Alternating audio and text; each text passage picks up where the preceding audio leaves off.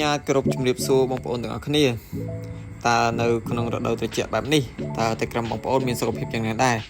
សម្រាប់ខ្ញុំបានគឺតែក្រុមខ្ញុំមានសុខភាពល្អធម្មតាទេដូចជាក្នុងវីដេអូអញ្ចឹងបងប្អូនសង្កេតឃើញថាតែក្រុមរបស់ខ្ញុំគឺមានការលូតលាស់ល្អហើយនិងមានសុខភាពល្អផងដែរបងប្អូនអាចសង្កេតមើលទៅតែក្រុមរបស់ខ្ញុំបានខ្ញុំមានវិធីសាស្ត្រតិចតួចសម្រាប់ចែកម្លែកបងប្អូនទាំងអស់គ្នាទី1ទាក់ទងជាមួយចំណីយើងអាចរកចំណីណាដែលមានភាពស្រស់មិនសូវក្រៀមក្រំបងប្អូនជាពិសេសគឺចំណីប្រភេទចេកទឹកក្រហមដែលសម្បូរទៅដោយប្រូតអ៊ីនវីតាមីនសម្រាប់ការលូតលាស់របស់ត្រីក្រឹមចំណីចេកទឹកក្រហមនេះវាពិបាកក្នុងការរកមែនបងប្អូនបាទគឺវាមាននៅក្នុងថ្លុកឬក៏នៅក្នុងត្រពាំងឬនៅក្នុងលូទឹកស្អុយភាគច្រើនគឺកើតនៅក្នុងលូទឹកស្អុយបាទខ្ញុំមានវិធីសាស្ត្រតិចតួចក្នុងការចែកម្លែកបងប្អូនទាំងអស់គ្នាទាក់ទងជាមួយនឹងការធ្វើទឹកខៀវសម្រាប់ចិញ្ចឹមចេកទឹកក្រហម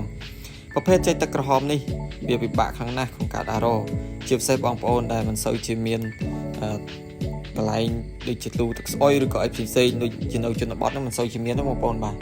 បើថានៅម្ដុំទីក្រុងអាចនឹងមានលូមានអីផ្សេងៗធ្វើឲ្យចេកទឹកក្រហមនេះរស់នៅបានខៀវដែលខ្ញុំធ្វើគឺខ្ញុំធ្វើប្រហែលជា 5-6 លងសម្រាប់ចិញ្ចឹមត្រីក្រឹមរបស់ខ្ញុំទោះជាសីតុណ្ហភាពត្រជាក់ឬក៏ក្តៅយ៉ាងណាក៏ដោយក៏ខ្ញុំអាចនៅតែរកចេកទឹកក្រហមសម្រាប់ត្រីក្រឹមខ្ញុំបានដែរបងប្អូនបាទដូចជាក្នុងវីដេអូនេះអញ្ចឹងបងប្អូនអាចសង្កេតឃើញថាមួយអាងគឺខ្ញុំបានច្រើនមែនទែនចេកទឹកក្រហមហើយការធ្វើទឹកខៀវរបស់ខ្ញុំគឺមានវិធីសាស្ត្រសាមញ្ញទេបន្ទាប់ពីខ្ញុំចិញ្ចឹមចេកទឹកក្រហមហើយឃើញថាខ្ញុំបានប្រមូលផលវាសម្រាប់ត្រីក្រឹមនេះគឺត្រីក្រឹមខ្ញុំលូតលាស់រយៈពេលត្រឹមតែ1ខែជាងទេ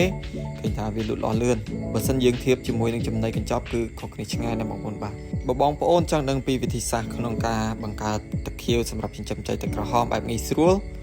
បងប្អូនអាចតាមដានទស្សនាវីដេអូខ្ញុំនៅវគ្គបន្តទៀតខ្ញុំនឹងបង្រៀនបងប្អូនលម្អិតពីវិធីសាស្ត្រក្នុងការធ្វើហើយនិងវិធីសាស្ត្រក្នុងការបង្កើតកន្លែងសម្រាប់ចិញ្ចឹមចេកទឹកក្រហមផងដែរបងប្អូនបាទ